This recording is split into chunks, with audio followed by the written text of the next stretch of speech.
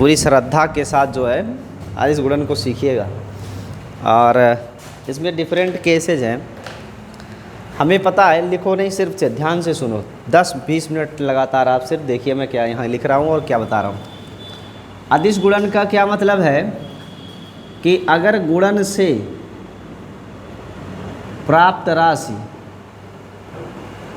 गुणन से प्राप्त राशि अदिश है तो गुणन अदिश कहलाता है, अदिश कहलाता। यानी कोई अगर आपसे पूछता है कि अदिश गुणन क्या चीज़ है, तो आप कैसे कह देना कि दो राशियों के गुणनफल से अगर प्राप्त राशि अदिश हो तो उन राशियों का गुणनफल ही अदिश गुणन कहलाता है। जैसे मान लिया हमारे पास दो वेक्टर हैं ए और बी, इनके अदिश गुणन को डाट लगा के व्यक्त करेंगे, बराबर ये होता है ए बी कॉस थीटा। अब यहाँ पे अगर आप ध्यान दें तो ए बी परिमाण है ए का, बी परिमाण वेक्टर बी का है, और जो थीटा है वो ए और बी के बीच का कोण है। ठीक है, क्या इसमें कहीं दिशा नज़र आ रही है आपको? नहीं, यहाँ केवल और केवल क्या है? परिमाण है। इसमें जो थीटा है इस थीटा को अगर हम देखें तो थीटा के कई वैल्यू हो सकते हैं, जैसे theta is equal to 0, theta is equal to 90 और theta is equal to 180। Theta के अलग अलग मान हो सकते हैं। अगर थीटा 0 है तो इसका मतलब क्या है कि ए और बी दोनों क्या हैं? समानांतर। वेक्टर ए और वेक्टर बी क्या है? समांतर है। कास थीटा का वैल्यू अगर लिखोगे तो कास 0 का मान क्या होता है? 1। तब ए डॉट बी का मान क्या आएगा?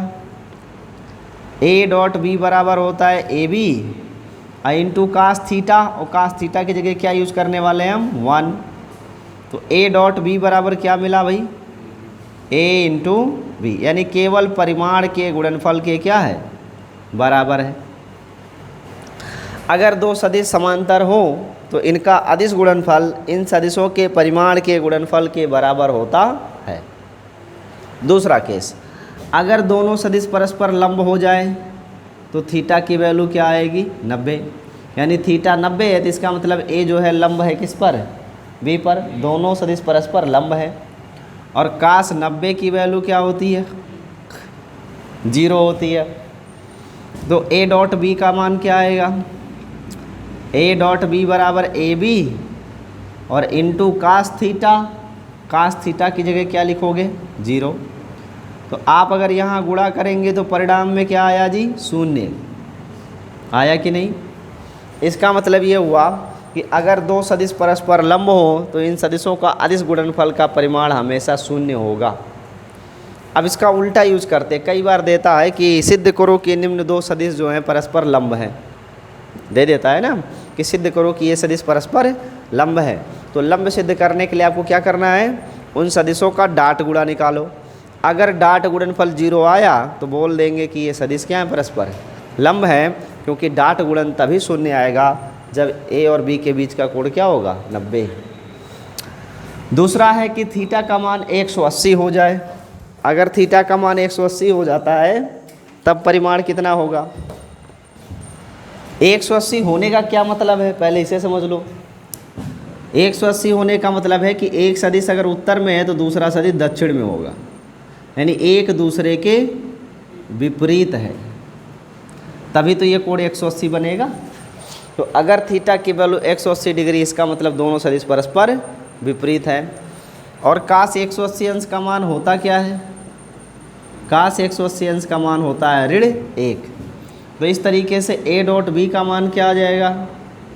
ए डॉट बी बराबर होगा ए बी और गुणे ऋण 1, अर्थात ए डॉट बी बराबर ऋण ए इंटू बी। यहाँ से आप ऐसा कह सकते हो कि अगर दो सदिशों का अदिश गुणनफल ऋणात्मक है तो इसका अर्थ यह है कि वो दोनों सदिश परस्पर विपरीत हैं। ठीक है, तो दो सदिश परस्पर समांतर हैं तो गुणनफल मिल जाएगा, लंब है तो गुणनफल 0 होगा और विपरीत है तो गुणनफल ऋणात्मक होगा। इतनी बात स्पष्ट है। तो जो ए डॉट बी है अदिश गुणन, इस अदिश गुणन का मान परिमाण ए और बी पर तो निर्भर करता ही है, साथ साथ सदिशों के बीच में जो कोण है उस पर भी निर्भर करता है। इतनी जानकारी स्पष्ट है। अब इसके बाद देखिए नए तथ्य, नेक्स्ट पॉइंट। अगर दो सदिश बराबर हो जाए, मान लो, इसको हम फर्स्ट पॉइंट ले लेते हैं, ये फर्स्ट पॉइंट के अंदर हमने डिस्कस किया। सेकंड पॉइंट लेते हैं यहाँ पे कि अगर मान लो आप कि जो ए वेक्टर ए है वो वेक्टर बी के क्या हो जाए, बराबर, यानी दोनों सदिश परस्पर समान हो, बराबर हो, तब बराबर सदिश, तो बराबर होंगे तो इनका परिमाण भी तो बराबर होगा। अगर दो सदिश बराबर हैं तो इन सदिशों के परिमाण भी बराबर होने चाहिए। अगर हम इनका डॉट गुणन लिखें तो हमें पता है ए डॉट बी बराबर क्या होता है जी, ए बी कास थीटा। हम वेक्टर बी को भी हटा के वेक्टर ए लिख देंगे क्योंकि दोनों बराबर ही तो हैं, तो बी की जगह भी ए लिखा जाएगा। ए तो ए रहेगा, बी का परिमाण भी क्या लिखेंगे, ए, और थीटा की वैल्यू लिखनी पड़ेगी 0। क्यों 0 लिखेंगे, क्योंकि जब सदिश दोनों एक ही हो गया तो दोनों की दिशा भी तो एक ही हो जाएगी, और अगर दिशा एक ही हो गई तो उनकी दिशाओं के बीच में कोई अंतर नहीं होगा। अंतर नहीं होगा तो थीटा का मान 0 होगा, अर्थात दिशाएं समान होंगी। तो यहाँ 0 अंश के लिए वैल्यू क्या मिलेगा, अब देखो ए डॉट ए बराबर ए स्क्वायर इंटू 1, अर्थात ए डॉट ए बराबर आ गया ए स्क्वायर। यानी हम यहाँ से ये कह सकते हैं कि दो समान सदिश का डॉट गुणन उस सदिश के परिमाण के वर्ग के बराबर होता है। समान सदिशों का अदिश गुणन सदिश के परिमाण के वर्ग के बराबर होता है। या इसका एक उल्टा रिजल्ट भी यूज करते हैं, क्या कि इसे हम लिख सकते हैं वेक्टर ए का स्क्वायर, भाई दोनों डॉट ए और ए ही तो है, तो वेक्टर ए का स्क्वायर बराबर आ गया ए स्क्वायर। इसका मतलब जो सदिश का वर्ग है, सदिश के परिमाण, सदिश के परिमाण के वर्ग के बराबर होता है। सदिश के परिमाण के वर्ग के बराबर होता है, यानी किसी सदिश का वर्ग उस सदिश के परिमाण के वर्ग के बराबर होता है। ये रिजल्ट याद रखने वाली चीज़ है, ठीक है। तो 2 पॉइंट हो गए, एंगल और ये समान सदिश। तीसरा पॉइंट है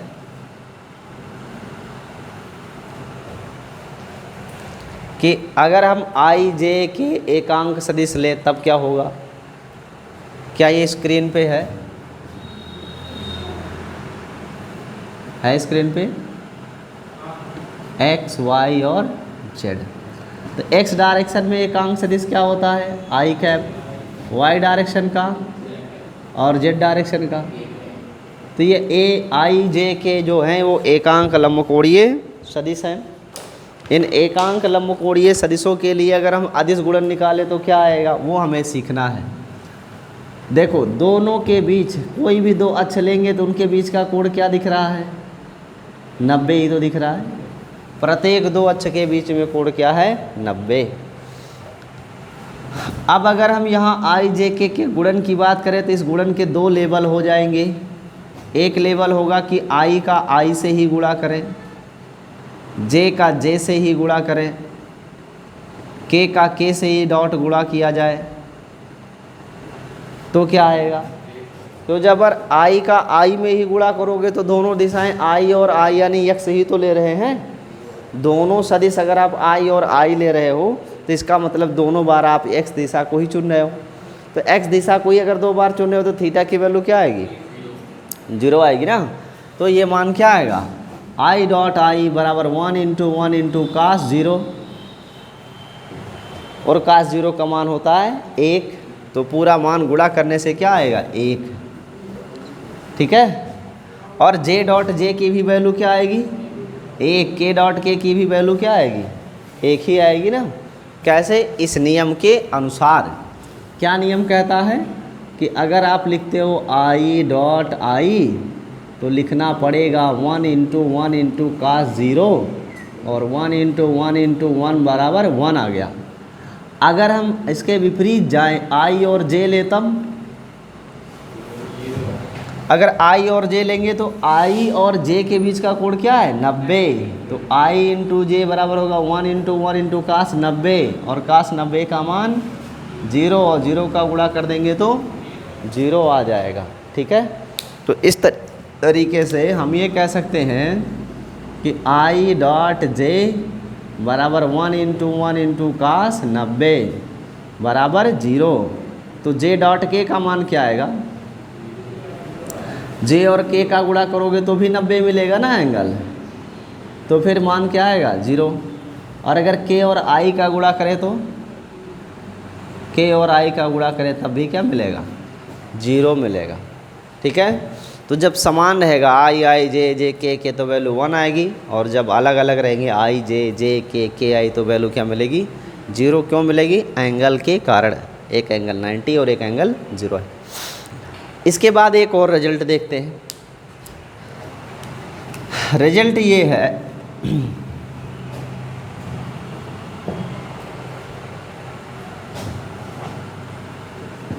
तीसरा पॉइंट ये था, चौथा पॉइंट,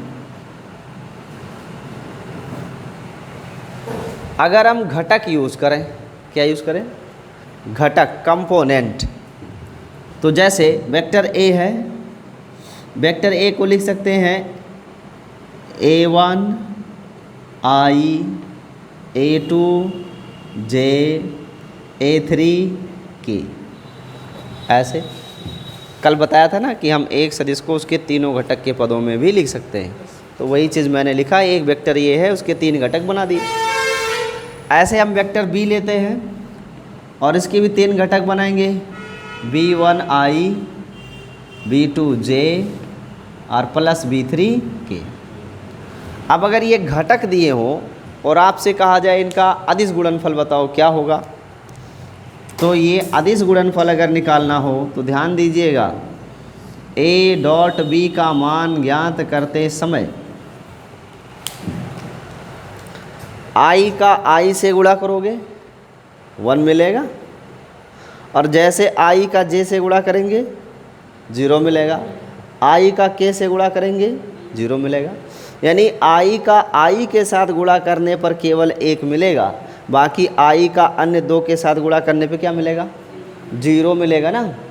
ठीक है, ऐसे जब J का इन तीनों के साथ गुणा करेंगे तो J और I का भी क्या मिलेगा हमें 0 मिलेगा, J का 1 मिल जाएगा और J K का 0 मिलेगा।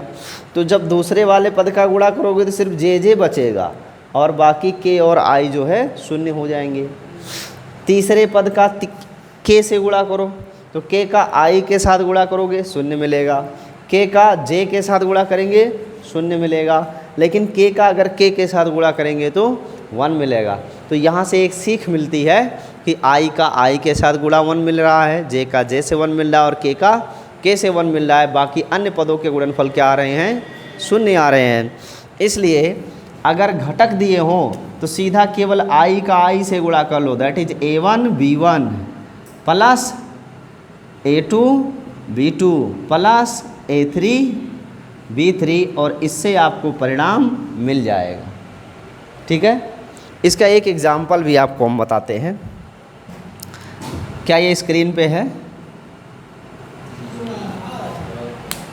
मान लो एक सदिश है वेक्टर A और वेक्टर A का वैल्यू दिया है 2I प्लस 3J और वेक्टर B दिया हुआ है 3I प्लस J ऐसे, या 5J।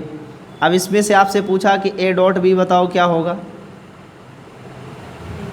तो आप सीधा सीधा गुणा करोगे I का I से, 2 तियाँ 6 3 पचे 15, आंसर क्या बोलोगे 21 ऐसे। ये है घटक का गुणन। ठीक है, कोई डाउट तो नहीं ना है? इसके बाद छठा पॉइंट देखिए जो कि हम यहाँ लिख रहे हैं अपनी सहूलियत के लिए, यहाँ लिख रहे हैं पाँचवा पॉइंट ये है कि वेक्टर A व वेक्टर बी के बीच कोण ज्ञात करना। मान लो आपको ए और बी सदिश दे दे, कहे ए और बी के बीच का कोण ज्ञात करो, तो कैसे ज्ञात करोगे? तो उसके लिए ये फॉर्मूला यूज करेंगे क्या? Vector A dot vector B बराबर हमें पता है क्या होता है जी, ए बी कॉस थीटा। तो कॉस थीटा की वैल्यू क्या आएगी? Vector A dot vector B बटे ए इंटू बी। तो थीटा की वैल्यू क्या आ जाएगी? Cos inverse A dot B बटे ए इंटू बी। इस सूत्र का प्रयोग करके हम दो सदिशों के बीच का कोण भी ज्ञात कर सकते हैं। ठीक है, तो इतना आप नोट कर लीजिए अदिश गुणन में, और भी बातें आपको बताते हैं, बट इसका नोट्स पहले बना लीजिए।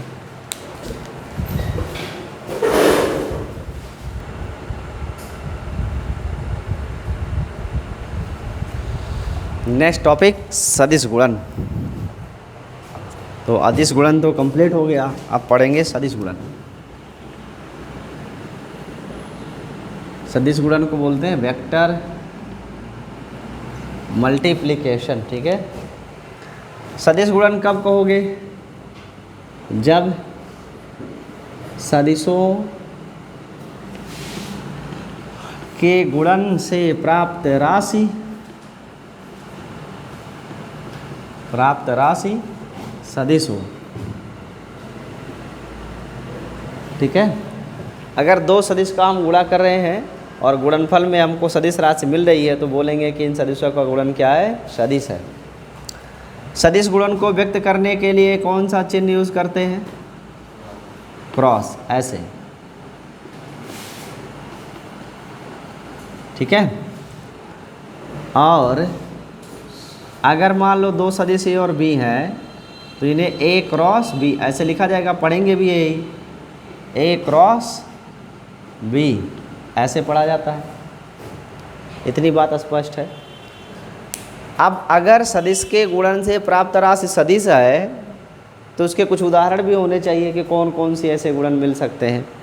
तो उदाहरण तो बहुत ज़्यादा है, दो उदाहरण आप देखो।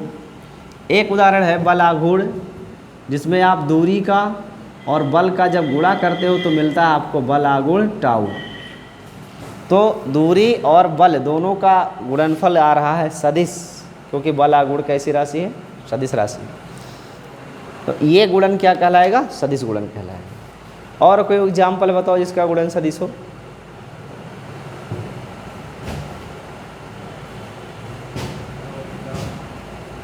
बता सकते हो? देखो एफ और बी, एफ फोर्स और वेलोसिटी, इसका गुणन भी क्या मिलता है हमको? सदिश वेक्टर। ऐसे बहुत सारे उदाहरण आप ले सकते हो जिनके गुणनफल से हमें राशि सदिश प्राप्त होती है। तो अगर दो सदिशों के गुणा करने से हमें राशि जो प्राप्त हो रही है वो सदिश है, तो हम बोलेंगे कि ये गुणन जो है क्या है? सदिश गुणन है। और सदिश गुणन को व्यक्त करने के लिए क्रॉस का इस्तेमाल करेंगे। अब दूसरी बात यह है कि जैसे अदिश वाले में तो कोई प्रॉब्लम नहीं था, आपने गुणा कर दिया, परिमाण आ गया, आंसर हो गया। लेकिन सदिश में एक प्रॉब्लम है, क्या? कि गुणा करोगे परिमाण तो आएगा, और परिमाण के साथ साथ दिशा भी आएगी ना। तो जो दिशा आएगी वो कैसे ज्ञात करेंगे कि ए और बी का गुणा किया तो दोनों के गुणनफल की दिशा क्या है? ये कैसे ज्ञात करोगे? इसका भी तो कोई नियम होगा। तो इसका नियम है पेंच का नियम। कौन सा नियम? पेंच का नियम, स्क्रू गेज। तो जो दिशा है वो दिशा ज्ञात कैसे करते हैं भाई? पेंच की दिशा से। अब ये पेंच की दिशा से कैसे ज्ञात करेंगे, ये भी तो जानना जरूरी है। तो देखो कोई स्क्रू जो होता है, स्क्रू ऐसे, इस स्क्रू को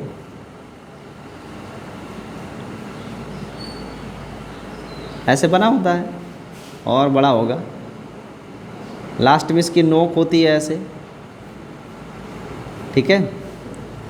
और यहाँ पे स्क्रू गेज ऐसे पेंचकस लगाते हो, ऐसे घुमाते हैं। तो आप इसमें क्या करते हो, एक बल इधर लगाते हो, मान लो ये वेक्टर ए है, और एक बल इधर लगाते हैं, मान लो वेक्टर बी है, और इनके बीच का कोण क्या है? थीटा। तो जब ए और बी को हम बल लगाएंगे तो ऐसे लगाएंगे, ऐसे लगाएंगे ना, तो स्क्रू क्या होगा, ऊपर जाएगा। तो ये स्क्रू होगा, ऐसे घुमाएंगे ऐसे ऐसे, तो स्क्रू क्या होगा, ऊपर जाएगा। और जिस दिशा में ये स्क्रू जाता है वही दिशा होती है इनके गुणनफल की दिशा। यानी ये जो आप देख पा रहे हो यही वेक्टर ए क्रॉस बी की क्या है, दिशा है। और इस दिशा को व्यक्त करने के लिए एक सदिश का उपयोग करते हैं, उसे लिखते हैं एन कैप। क्या लिखते हैं, एन कैप। ये है यूनिट वेक्टर, एकांक सदिश, और यही सदिश हमेशा दिशा को व्यक्त करेगा। तो इस तरीके से ए और बी की दिशा परस्पर इन दोनों के लंबवत होती है। अब अगर स्क्रू ऐसे टाइट कर रहे हैं तो ऐसे घुमा रहे हो आप, तो एंटी क्लॉकवाइज हुआ ना ये। अगर ऐसे घुमा रहे हैं तो ये क्या है, एंटी क्लॉकवाइज है। और अगर ऐसे घुमाएंगे तो क्लॉकवाइज है। जब क्लॉकवाइज घुमाओगे तो स्क्रू नीचे आएगा, और जब एंटी क्लॉकवाइज घुमाएंगे तो स्क्रू ऊपर जाएगा। तो इसमें क्लॉकवाइज और एंटी क्लॉक, अरे होता नहीं पेंच यार, कसे नहीं हो, ऐसे स्क्रू में लगाओगे और जब आप इसको ऐसे टाइट करोगे इस तरीके से ऐसे, तो ये स्क्रू ऊपर जाएगा, ऐसे ऊपर जाएगा। और जब इसको ऐसे घुमाएंगे तो स्क्रू नीचे आएगा। समझ रहे हो ना, पेन की तरह ऐसे ऐसे ऐसे। तो क्लॉकवाइज एंटी क्लॉकवाइज होने से इसका डायरेक्शन क्या हो रहा है, बदल रहा है। इसका क्या मतलब है कि अगर ए गुणे बी आपने लिखा, ए क्रॉस बी लिखा है, तो ए क्रॉस बी की दिशा अगर अपवर्ड है, कैसे है भाई, अपवर्ड, तो बी क्रॉस ए की दिशा क्या होगी, डाउनवर्ड होगी। डाउनवर्ड मान में पहले के विपरीत।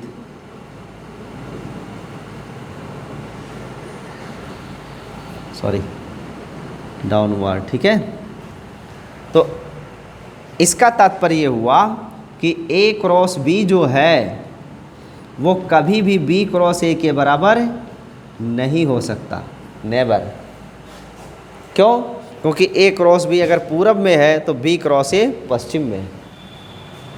समझ रहे हो कि नहीं। जबकि यहीं पे अगर अदिश गुणन को लेते, कौन सा गुणन, अदिश गुणन, तो ए डॉट बी को आप बी डॉट ये लिख सकते हो, क्योंकि इसमें दिशा होती नहीं है, इसीलिए इनके क्रम बदलने से कोई फर्क नहीं पड़ता। ठीक है। और एक बात याद रखना कि ए क्रॉस बी अगर बराबर होगा तो वो माइनस बी क्रॉस ए के बराबर होगा, क्योंकि ए क्रॉस बी की दिशा बी क्रॉस ए के विपरीत होगी। तो ये बराबर करोगे तो आगे क्या लगाना पड़ेगा, ऋण चिन्ह लगाना पड़ेगा, क्योंकि दिशाएं क्या होंगी, विपरीत। तो सदिश गुणन क्या है कि अगर दो राशियों के गुणनफल से प्राप्त राशि सदिश है तो गुणन सदिश गुणन कहलाएगा। चिन्ह है इसके लिए क्रॉस इस्तेमाल करते हैं, ए क्रॉस बी जैसा पढ़ते हैं। कई उदाहरण हैं, जैसे बला गुण है, संवेग है, आवेग है, ये सब सदिश में आते हैं। फिर मैंने कहा कि अगर इसमें दिशा है तो दिशा निकालने की कोई विधि भी होगी, तो पेंच का इस्तेमाल करते हैं। और वो पेंच है या तो क्लॉकवाइज रोटेट करेगा या एंटी क्लॉकवाइज रोटेट करेगा। अगर ये दिशा अपवर्ड है तो ये एंटी क्लॉकवाइज है, ये क्या है, एंटी क्लॉक। और एंटी क्लॉकवाइज होगा तो इस गुणनफल को क्या माना जाएगा, पॉजिटिव। और अगर डाउनवर्ड है इसका मतलब ये क्या है, क्लॉकवाइज है। और जो क्लॉकवाइज होगा उसकी दिशा मानी जाएगी हमेशा पहले के विपरीत, डाउनवर्ड, निगेटिव यूज़ करेंगे इसके लिए। कभी भी ए क्रॉस बी का मान बी क्रॉस ए के बराबर नहीं हो सकता, यानी ये क्रम विनिमय नहीं होता है। जबकि डॉट गुणन क्रम विनिमय होता है, ए डॉट बी का मान बी डॉट ए के बराबर होता है, लेकिन अदिश गुणन में, सदिश गुणन में ऐसा नहीं होता। इतनी जानकारी स्पष्ट है। अब इसके बाद आती है बात कि इसका व्यंजक क्या है। तो ये तो पहला पॉइंट हो गया, इस पे हमने टिप्पणी किया। और ये रहा दूसरा पॉइंट की दिशा हम कैसे ज्ञात करेंगे। और तीसरा पॉइंट ये है कि इसका व्यंजक क्या है। तो जो व्यंजक है वो होता है ए क्रॉस बी बराबर ए बी साइन थीटा। और इसके साथ दिशा व्यक्त करने वाला कौन सा सदिश लिखना पड़ेगा, एन कैप, क्योंकि एन कैप को ही मानक माना गया है जो ए क्रॉस बी की दिशा को व्यक्त करेगा। क्या ये n कैप कभी हट सकता है? तो इसका उत्तर है हाँ। जब a क्रॉस b का सिर्फ परिमाण लेना, परिमाण मॉडुलस लगाओगे तो ये ए बी साइन थीटा और n कैप का भी तो परिमाण लिखना पड़ेगा। और n कैप कैसा सदिश है? यूनिट वेक्टर है, एकांक सदिश है, तो इसका परिमाण क्या होगा? 1 होगा। तब आप कह सकते हो कि a क्रॉस b बराबर only A B sine theta into 1। So we have a cross b is equal to A B sine of theta. तो ये n हट भी सकता है, लेकिन तभी हटेगा जब केवल परिमाण ज्ञात करना होगा, ठीक है? अन्यथा हर जगह पे n कैप रहेगा। अब ये जो परिमाण है वो इस थीटा पर निर्भर करेगा। परिमाण किस पर निर्भर करेगा? थीटा पर। अब थीटा के कई केस बन सकते हैं। थीटा तो आप जानते हो ए और बी के बीच का कोण होता है ना, तो थीटा के कई केस बन सकते हैं। तो थीटा के लिए अगर हम देखें तो थीटा का मान 0 भी हो सकता है, थीटा का मान 90 भी हो सकता है, थीटा का मान 180 भी हो सकता है। थीटा का मान 0 कब हो सकता है? जब ए और बी दोनों परस्पर क्या हो? समांतर हो। लंब हो तो क्या होगा? 90, ए लंब है बी पर। और 180 तब होगा जब दो सदिश परस्पर एक दूसरे के विपरीत हों। अब बात आती है कि अगर थीटा का मान 0 है तो यह समांतर का शर्त है। किसकी शर्त है? समांतर होने की। 90 आ रहा है तो ये लंब होने की शर्त है, और 180 है तो ये विपरीत होने की शर्त है। तो फिर भाई साइन 0 का मान क्या होता है? 0। साइन 90 का मान क्या होता है? 1। साइन 180 का मान क्या होता है? 0। साइन 180 अंश का मान क्या होता है? 0। अब अगर हम गुणनफल लिखते हो a क्रॉस b का परिमाण ज्ञात करो, तो a क्रॉस b का परिमाण क्या आएगा? ए बी गुणे साइन थीटा। और थीटा की जगह आपने 0 यूज़ किया तो साइन 0 मिलेगा, और साइन 0 का मान क्या है? 0। इसका मतलब ये हुआ कि अगर दो सदिश परस्पर समांतर हैं तो इनका सदिश गुणनफल का परिमाण 0 आएगा, ठीक है? यानी दो सदिश समांतर हो तो इनके सदिश गुणनफल का परिमाण क्या आएगा? 0 आएगा। जानकारी स्पष्ट है? लंब हो तब क्या होगा? अगर लंब है तो a क्रॉस b बराबर ए बी और into sine theta. Theta 90 use किया तो साइन 90 आएगा। साइन 90 की जगह क्या लिखोगे? 1। तो अगर दो सदिश परस्पर लंब हो तो इनका सदिश गुणनफल उस सदिश के परिमाण के गुणनफल के बराबर होता है। अगर लंब हो तो सदिश गुणन का परिमाण उन राशियों के गुणनफल के, परिमाणों के गुणनफल के बराबर होता है। जानकारी स्पष्ट है? विपरीत हो तब क्या होगा जी? तो साइन 180 तो 0 ही है ना, तो a क्रॉस b अगर परिमाण लिखोगे तो लिखना होगा ए बी गुणे 0, और गुणा करेंगे तो मान आ जाएगा 0। अगर विपरीत होंगे तो भी इनका परिणामी क्या होगा? 0 होगा। क्या आपको इतनी जानकारी स्पष्ट है? अब इसके बाद अगली जानकारी है एकांक सदिश और बराबर सदिश का। तो ये चौथा पॉइंट लिखते हैं यहाँ पे, यहाँ लिख देते हैं। चौथा पॉइंट यहीं एडजस्ट कर दें, जगह बच जाएगी थोड़ा सा तो एक पॉइंट और हो जाएगा। देखो चौथा पॉइंट ये है कि अगर दोनों सदिश क्या हो? बराबर, यानी a और b क्या हो जाए? परस्पर बराबर हो जाए। तो a और b बराबर हो जाएंगे तो निश्चित थीटा 0 होगा और साइन 0 का मान 0 होगा। और तब a क्रॉस a अगर आपने लिखा तो a क्रॉस a का मान क्या आएगा? 0 आएगा। a और b बराबर हो जाएंगे तो थीटा 0, और थीटा 0 होता है तो गुणनफल का मान क्या होता है? 0 ही तो होता है। देखो थीटा 0 है तो 0 होगा। तो अब यहाँ से समझने की बात है कि अगर दो समान सदिश हों तो उन समान सदिशों का सदिश गुणन 0 होता है, जबकि अदिश गुणन क्या होता है? समान सदिशों का अदिश गुणन उस सदिश के परिमाण के वर्ग के बराबर होता है। ये इसके पहले वाले में था। और यहाँ देखो, अगर सदिश बराबर हो तो इनका गुणनफल क्या होता है? शून्य होता है। तो इतना आप नोट कर लो, फिर इसके आगे चर्चा करेंगे।